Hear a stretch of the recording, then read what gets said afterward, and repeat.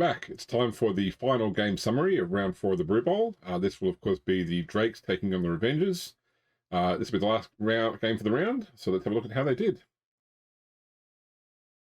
So, for deployment, the Drakes win the coin toss and decide to receive the ball for the first half. Almost immediately, a timeout is called and precious game time is lost. Drakes turn 2. The Drakes surge forward, but avoid making contacts with the Revengerz line. Carnot, Elil, and Keeves form a cage around Dade, who is carrying the ball, and Carla and Iacastus provide some protection for Midi on the other side of the pitch. Revengerz turn 2.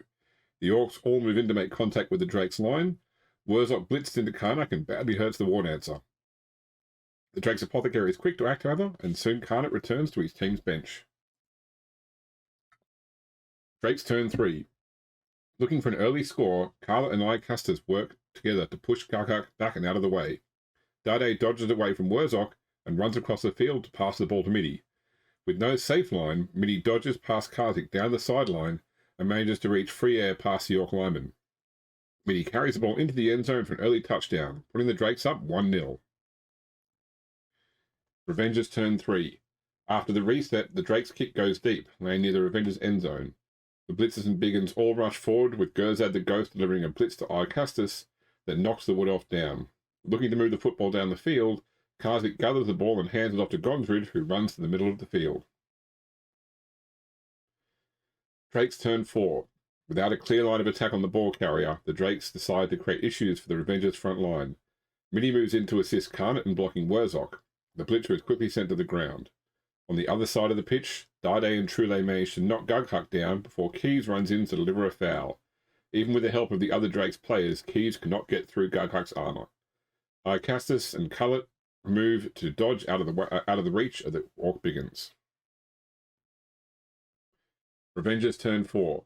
The Revengerz players all move up to make contact with the Drakes again before Gondrid attempts to make a risky handoff to Gerzad the Ghost, hoping that the Big Ang will be able to blitz his way past Iacastus and into the end zone.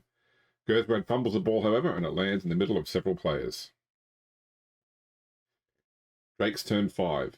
Looking to remove some marks from the football, Keeves runs around to help Calla attempt to block on less brutal Blockick. The block does not go well, and Calla is seriously injured by the brutal blocker, taking him out for the next match. Revengerz turn 5. Less brutal Blockick manages to smash Keeves to the ground, and Gerzad the Ghost moves in to hold up Iacastus. Umdor, Wolfstride, and Wurzok both attempt to manhandle Carnot and Midi respectively, but can only push the Wood Elves back. Karzik makes a play for the ball, which only has a single Wood Elf defender near it. Unfortunately, Karzik can't get perched on the ball, and he fumbles it forward. Drakes turn 6. Trullo uses the opportunity to slam Gughuck into the side wall of the enclosed stadium, and he knocks the Blitzer down. This gives Dade a chance to block Gondrid, knocking him down as well. Just looking to prevent the Orcs from getting the ball, Midi dodges away from Wurzok and runs to mark it. Carnot attempts to leap away from Umdor Wolfstride, but his acrobatics fail him, and he goes down. Revengerz turn 6. With their only chance to score requiring that the Revengerz clear the Drakes from around the ball, Gerzad the Ghost pushes back Iacastus, and less brutal blocking knocks Keeves down. Umdor Wolfstride runs in and attempts to push Midi away from the ball, but the agile catcher dodges out of the way and still threatens the ball.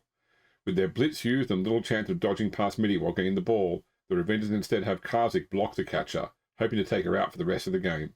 Both players end up going down in the process, and both are stunned, though neither are removed from play. The half ends with the Drakes still up 1-0.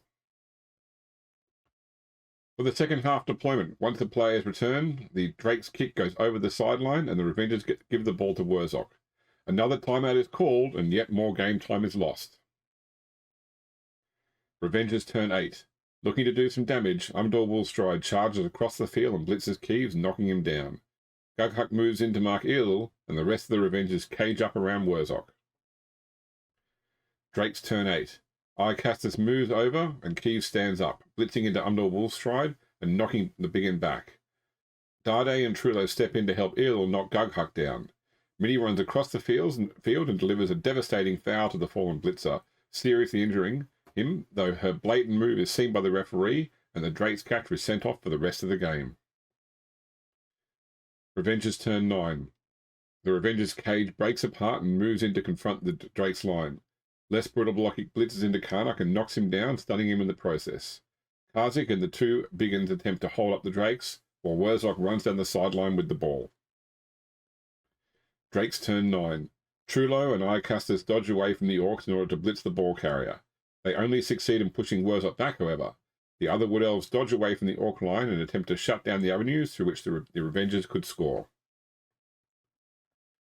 Revengerz turn 10. Less brutal blocking blitzes into Trulo, knocking him down. Needing to ensure that the War Dancer won't be a problem, Karzik steps in and fouls Karnak, stunning him in the process. Wurzok is given an avenue to run through and does exactly that, putting the Revengerz on the board and tying up the game 1-1. Drakes turn 10.